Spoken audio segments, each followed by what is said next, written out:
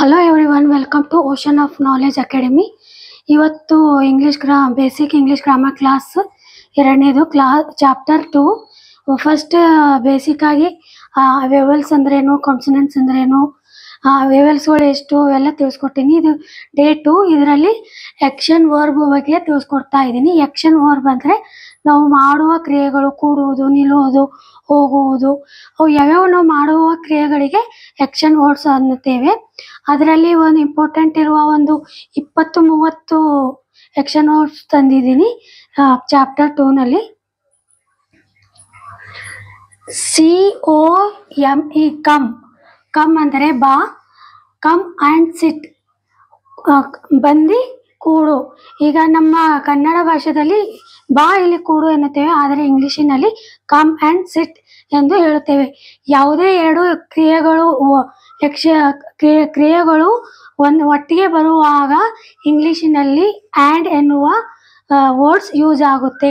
ಈ ಕನ್ನಡದಲ್ಲಿ ಬಾ ಇಲ್ಲಿ ಕುಳಿತುಕೋ ಎನ್ನುತ್ತೇವೆ, ಆದರೆ ಇಂಗ್ಲಿಷಿನಲ್ಲಿ ಕಮ್ ಆ್ಯಂಡ್ ಸಿಟ್ ಎಂದು ಹೇಳುತ್ತೇವೆ. ಯಾವುದೇ ಎರಡು ಆಕ್ಷನ್ ವರ್ಬ್ ಇದ್ದಲ್ಲಿ, ಕಾರ್ಯಕ್ಕೆ ಬಂದಲ್ಲಿ ಅದರ ಮತ್ತೆ ಆ್ಯಂಡ್ ಅನ್ನು ಬಳಸುತ್ತೇವೆ.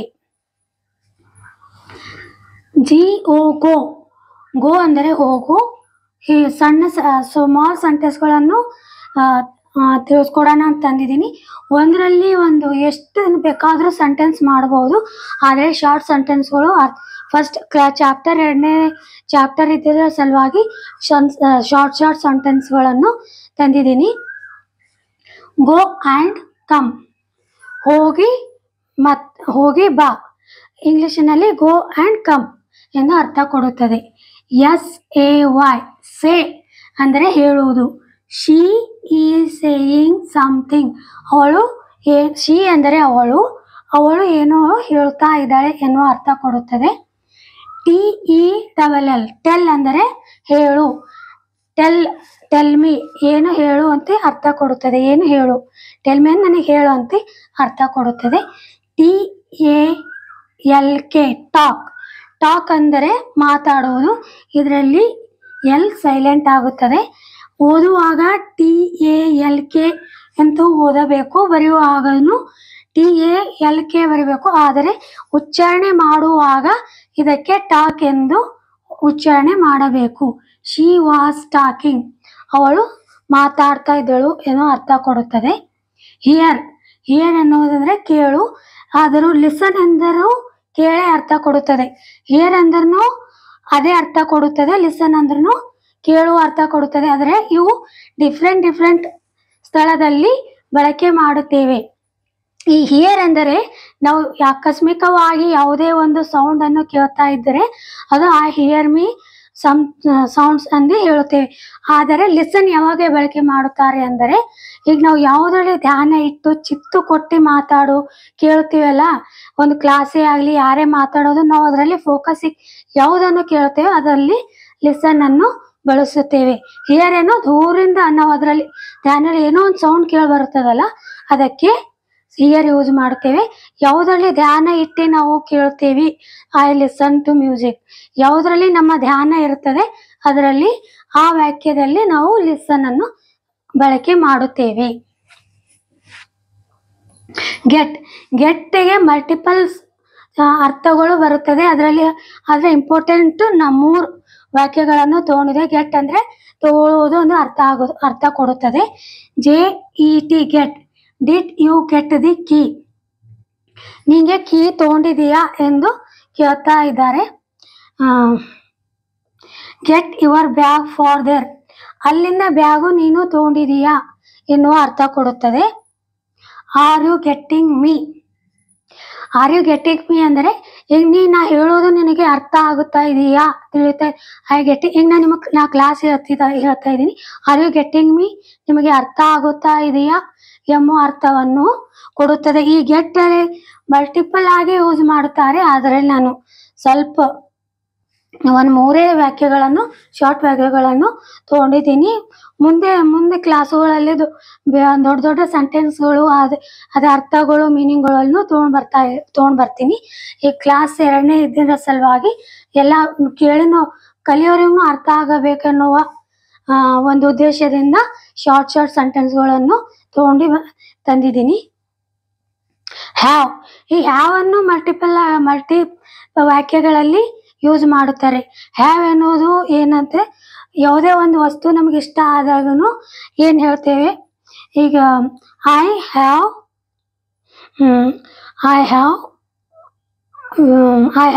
3 ಮಾರ್ಕರ್ಸ್. ಹ್ಯಾವ್ ಅಂದ್ರೆ ಸ್ವಂತ ಬಲ್ಲಿರುವ ವಸ್ತುಗಳೆಲ್ಲೂ ಹ್ಯಾವ್ ಬಳಕೆ ಮಾಡುತ್ತಾರೆ. I have 3 markers. We are having fun. ಈ ಹ್ಯಾವ್ ಎನ್ನುವುದು HAVE. ಹ್ಯಾವ್ ಎನ್ನುವುದು ಯಾವುದೇ ಫೀಲಿಂಗ್ಗಳಲ್ಲೂ ಒಂದು ಖುಷಿ ಆಗೋದು, I have fun, I have happy ಎಂಬುದರಲ್ಲೂ ಹ್ಯಾವ್ ಬಳಕೆ ಮಾಡುತ್ತೇವೆ. ಮತ್ತೆ ಊಟ ಮಾಡುವುದು, ತಿನ್ನುವುದರಲ್ಲೂ ಹ್ಯಾವ್ ಬಳಕೆ ಆಗುತ್ತೆ. I have breakfast.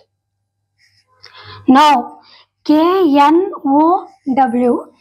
ಈ ನೌ ನಲ್ಲಿ ಕೆ ಸೈಲೆಂಟ್ ಆಗುತ್ತೆ. ಇದನ್ನು ನೌ ಎಂದು ಉಚ್ಚಾರಣೆ ಮಾಡಬೇಕು.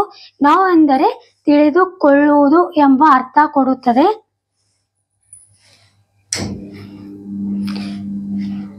ಲೈಕ್ ಅಂದರೆ ಇಷ್ಟ ಆಗುವುದು.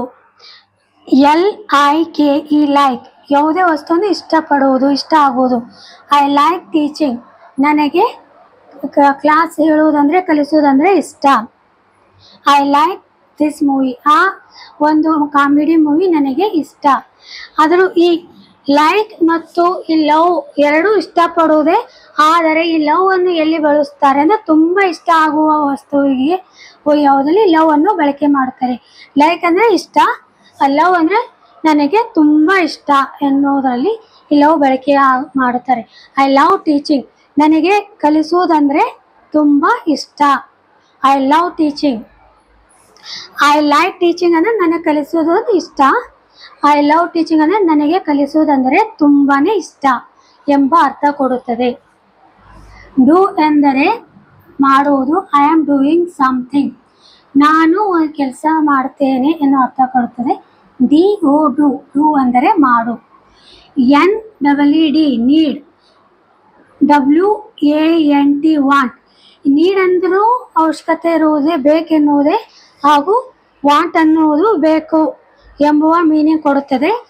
ಈ ನೀಡ್ ಎಲ್ಲಿ ಬಳಕೆ ಮಾಡುತ್ತಾರೆ ಅಂದರೆ, ತುಂಬ ಅಗತ್ಯವಿರುವ ವಸ್ತುವಿಗೆ ನಮಗದು ಬೇಕೇ ಎನ್ನುವ, ಅದರ ತುಂಬ ಅಗತ್ಯವಿರುತ್ತೆ, ಎಲ್ಲಿ ಅಗತ್ಯ ಇರುವ ವಸ್ತುಗಳಿಗೆ ಈ ನೀಡ್ ಬಳಕೆ ಮಾಡುತ್ತಾರೆ. ವಾಂಟ್ ಎನ್ನುವುದು ಅದು ಇದ್ರೂ ನಡೆಯುತ್ತೆ, ಇಲ್ಲದೋದ್ರೂ ನಡೆಯುತ್ತದೆ ಎಂಬುದರಲ್ಲಿ ವಾಂಟ್ ಬಳಕೆ ಮಾಡುತ್ತಾರೆ.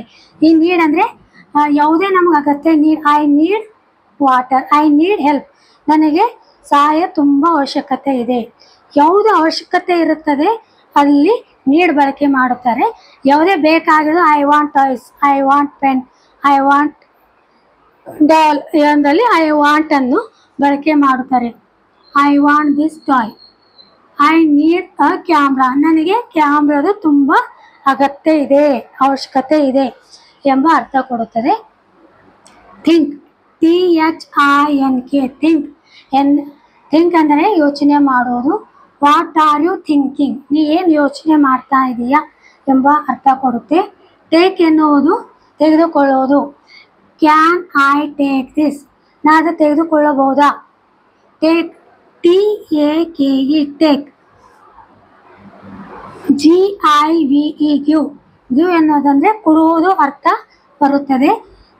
Give it to me. ನನಗದು ಕೊಡ್ತೀರಾ ಎಂಬ ಅರ್ಥ ಕೊಡುತ್ತದೆ. ವರ್ಕ್. WORK, ವರ್ಕ್ ಅಂದರೆ ಕೆಲಸ. Where do you work. ನೀವು ಎಲ್ಲಿ ಕೆಲಸ ಮಾಡ್ತಾ ಇದ್ದೀರಾ.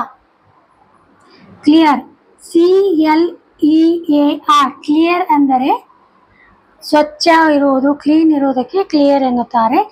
Clean the room. ಆ ರೂಮನ್ನು ಸ್ವಚ್ಛ ಮಾಡು ಎಂದು ಅರ್ಥ ಕೊಡುತ್ತದೆ. ರೀಡ್ ಅಂದರೆ ಓದು. D READ read. ರೀಡ್ ಅಂದರೆ ಓದು. I read the story. ನಾ ಸ್ಟೋರಿ ಓದ್ತಾ ಇದ್ದೀನಿ. Teach TEACH. ಟೀಚ್ ಅಂದರೆ ಕಲಿಸುವುದು. TEACH teach. I teach English. I teach ನಾನು ಇಂಗ್ಲಿಷ್ ಕಲಿಸ್ತಾ ಇದ್ದೀನಿ. Right WRITE right. I right on white board. Right ಎಂದರೆ ಬರೆಯುವುದು. ನಾನು ವೈಟ್ ಬೋರ್ಡಿನಲ್ಲಿ ಬರೆದಿದ್ದೇನೆ ಎಂಬ ಅರ್ಥ ಕೊಡುತ್ತದೆ. Study I am studying for the test. STUDY study ಅಂದರೆ ಅಭ್ಯಾಸ, ಅಧ್ಯಯನ ಮಾಡುವುದು, ಓದುವುದು ಅನ್ನೋ ಅರ್ಥ ಕೊಡುತ್ತದೆ. ನಾನು ಯಾವುದರ ಸಲುವಾಗಿ ಓದ್ತಾ ಇದ್ದೀನಿ ಅಂದರೆ ಟೆಸ್ಟಿನ ಸಲುವಾಗಿ ಓದ್ತಾ ಇದ್ದೀನಿ. I am studying for the test ಎಂಬ ಅರ್ಥ ಕೊಡುತ್ತದೆ.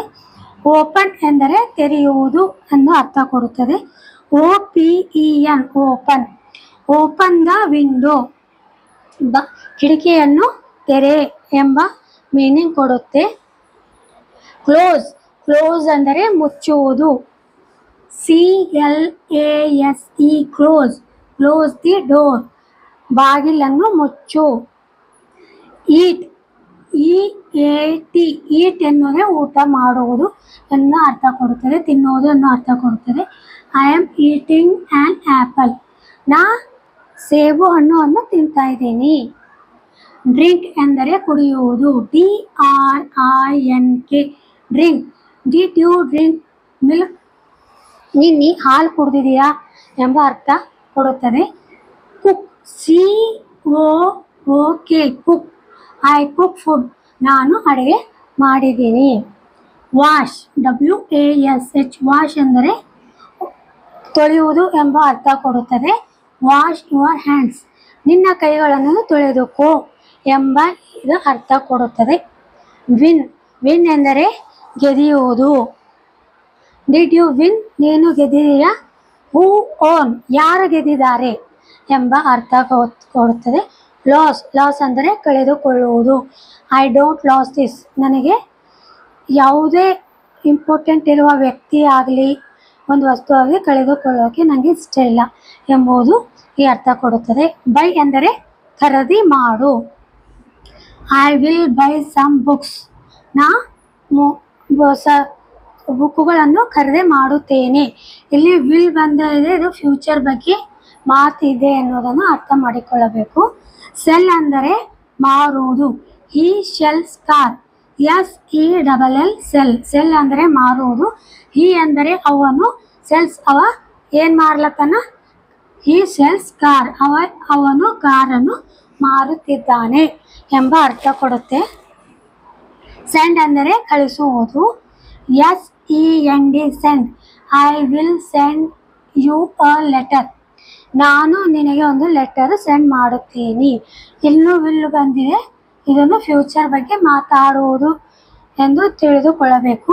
ವಿಸಿಟ್ ಅಂದರೆ ಯಾರಿಗಾದರೂ ಹೋಗಿ ಭೇಟಿ ಕೊಡುವುದಕ್ಕೆ ವಿಸಿಟ್ ಮಾಡೋದು ಎನ್ನುತ್ತಾರೆ. VISIT visit. I will visit you tomorrow. ನಾನು ನಿನಗೆ ನಾಳೆ ಭೇಟಿ ಕೊಡುತ್ತೇನೆ ಎಂಬ ಅರ್ಥ ಕೊಡುತ್ತದೆ.